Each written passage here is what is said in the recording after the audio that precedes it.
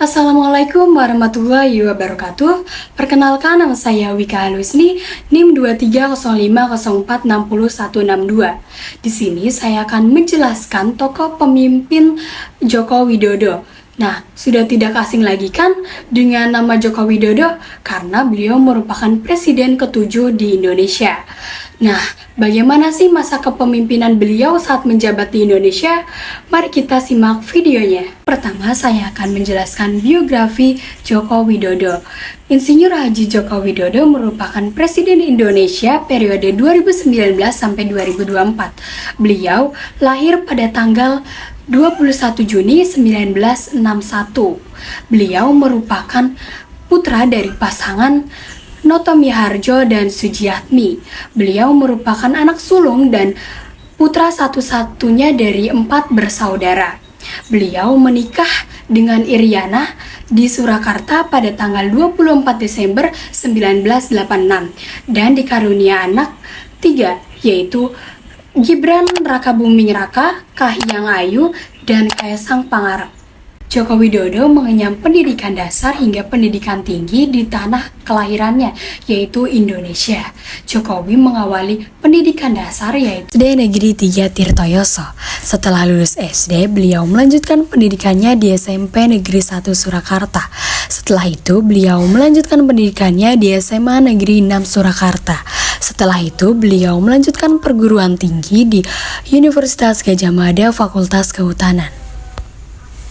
Nah, yang kedua, saya akan menjelaskan pengalaman dalam kepemimpinan Joko Widodo.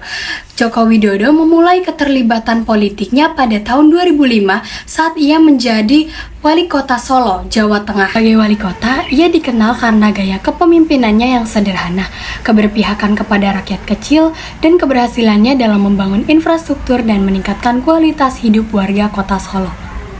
Setelah menjadi presiden, Jokowi telah meluncurkan banyak program pembangunan seperti infrastruktur nasional, peningkatan akses pendidikan, dan pengembangan pariwisata, dan lain-lain.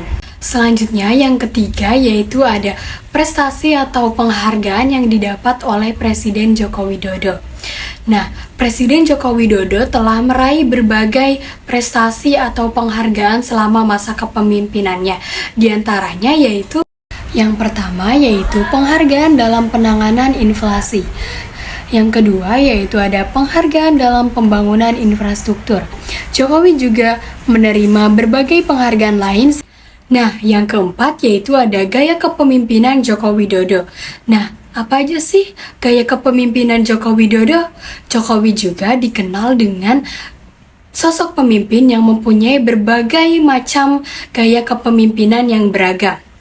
Yang pertama yaitu ada partisipatif. Jokowi dikenal selalu terlibat dengan anggota saat akan mengambil keputusan atau kegiatan, seperti melalui tindakan belusukan yang sering dilakukannya. Yang kedua yaitu karismatik. Jokowi mampu menyelesaikan masalah yang menarik perhatian orang lain, sehingga memperoleh dukungan yang kuat dari masyarakat. Yang ketiga yaitu transformasional. Gaya kepemimpinan transformasional mengidentifikasi pemimpin sebagai agen perubahan yang mempengaruhi orang lain dan mengarahkan sumber daya untuk mencapai tujuan negara. Yang terakhir yaitu dekat dengan rakyat dan sederhana. Jokowi diterima masyarakat karena kedekatannya dengan rakyat dan kesederhanaannya. Ia cenderung mengedepankan musyawarah dan memberikan kebijakan. Gaya kepemimpinan Joko Widodo dapat dikatakan sebagai sosok pemimpin yang mempunyai prestasi yang bombastis. Nah, ada nih karakteristik dari gaya kepemimpinan Jokowi.